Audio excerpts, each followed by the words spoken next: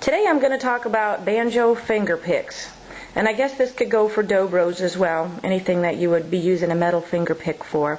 And I want to talk about some different kinds and different sizes and brands and things that you might want to consider. I also want to talk about how to fit these to your fingers. If you notice, I've got quite a few finger picks out here, and at first glance they all look pretty much the same. And most of these are right out of the package, haven't done anything with them. Some of these are my own picks that I've already fit to my fingers.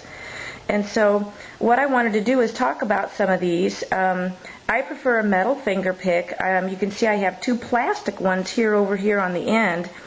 I don't know who uses those, maybe auto harp players or something, but I wouldn't recommend that for a banjo or for a dobro. For one thing, you can't really fit them to your fingers very well. You would have to heat them in boiling water to do any bending or anything with those. You also will get a different sound out of those. Of the metal finger picks, there's one that really stands out as being different. It's this one right here. This is an Ernie ball finger pick, and as you can see, it's got like a point on it. Some people really like these. Other people can't stand them. I'll let you be the judge of that. I don't play with those. And then here I have Dunlop. And the Dunlops have a little bit different design. What I'm going to do is, I think I'm going to flip these around so you can kind of see some of the bands on these. The Dunlop bands are kind of curved. They're not just straight, but they're actually curved. I don't know how well you can see that on the video here. And what I have next to this is a national pick. And this is, you can see the band on this one is real straight. And so it's same thing on this Ernie ball. It's a real straight band.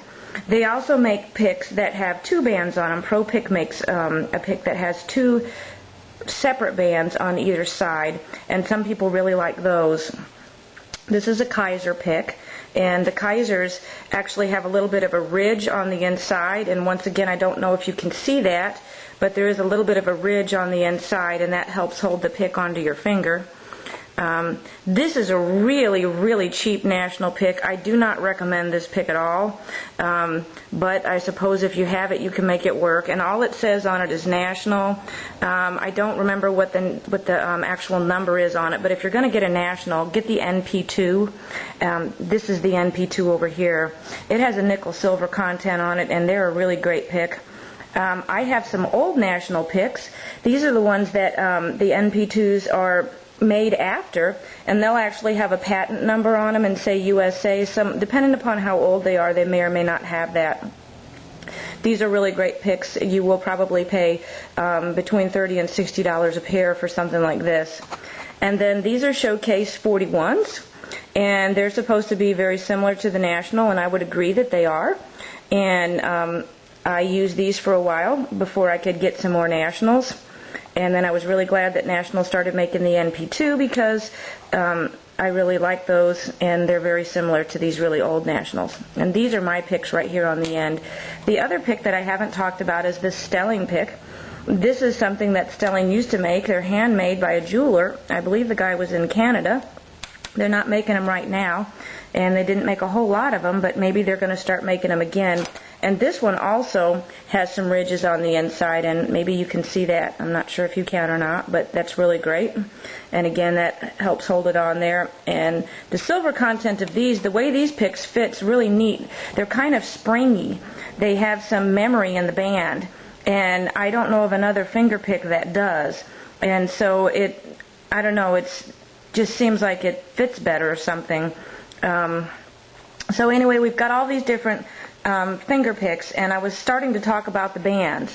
Dunlop is the only one that has this contoured band that I have in my lineup right now, and usually that kind of a pick works better for someone that has a finger that's tapered. If you look at my fingers, they're just kind of square. They come to the end and they don't get really narrow on the end. But if you have fingers that get kind of narrow on the end, or if you have a big knuckle, particularly like if you have arthritis or something, you might have a big knuckle right here, and then your fingertip will come down to more of a point. This type of a band that the Dunlop makes usually works really well for people like that. I find that the straight bands work a lot better for me, but you can make either band work for you. So if you have a Dunlop, and you don't want it to be contoured like that, what I'm going to do is I'm going to show you what you can do with that. So here's a contoured band, and if I don't want that to be contoured, what I've done is I've gotten a pair of needle nose pliers, and these do not have any teeth on them. And it's not so important for the bands, but when you start actually bending the finger pick part of it that's going to touch the strings, that's really going to make a difference. So what you want to do is, if you don't want this contoured band, simply take your pliers and you can just do this with it, and that's going to straighten out that contour. So now you can see this side of the band is straight and this side of the band is still contoured. And so what I would do is I would do that to both sides of the band, and that would straighten that out. And then to bend that to fit my finger, if you have something that's like an 18, these come in different thicknesses. This is a 20, and they go all the way up to like 25, and that's 0.025. And that has to do with how thick the metal is on the pick. Some people like a real thin metal. I like a real thick metal because I go through my picks fast otherwise. I wear them down. And so if you have a very thick metal, even if you have an 18, you still may want to use the pliers. You can use them to help bend the bands to the curve of your finger. They have holes in them, and what happens is that's where the pick ends up bending, and with a pair of pliers you can control exactly where you're bending at, and you get a more even, smooth roundness out of that pick as you're bending it. And all I'm doing right now is I'm going to bend this more in a circular thing here. And then I squeeze the bands together kind of, and then I'll check the fit with my finger to see if that's tight enough. And you want it to be tight enough that it's going to stay on your finger, but not so tight that it's hurting. And my fingers are small enough, I have to overlap the bands. At least on my index finger I do. And so I get that on there, and that's a pretty good fit around my finger. Now the thing that I don't like is I don't like the way that this actual pick thing is. Now some people like them just like that. Some people will even fit their picks like right on the end of their finger like this, to where a whole bunch of the blade is actually sticking up. I'm not going to get into whether that's right or wrong or okay or not okay. I think it's a personal preference, but there are some really strong feelings about that. So all I can say is fit the pick to whatever works best for you. I would then myself go and start messing with the blade here because I like it to be contoured to my finger. And so what I do then is I take the pliers and I start at the end here, and I just do some little bends right here and here. Nothing really big, just a little bit.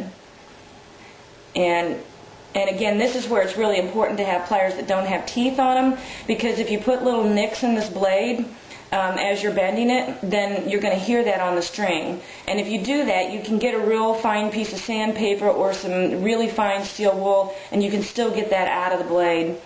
And see, now what I have is I have a pick that's contoured to my finger a little bit more. This is how I like mine, but you'll have to decide for yourself. Now let's say that you have a finger that tapers and the pick that you have doesn't taper.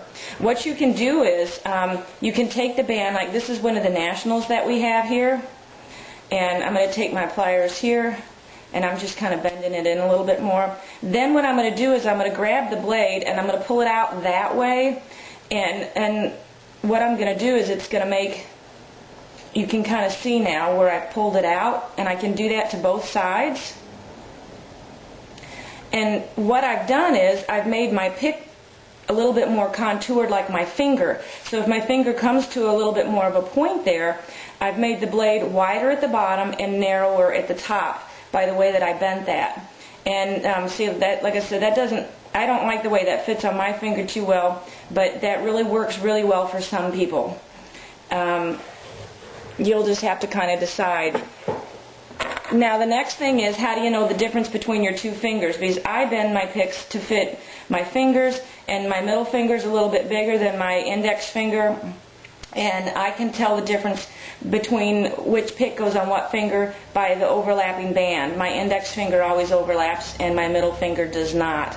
And if you don't have a big difference between your finger sizes, you may want to take a piece of nail, maybe some nail polish or something, or take a file and make a mark in the pick. Make sure you do it on the band, not on the blade again.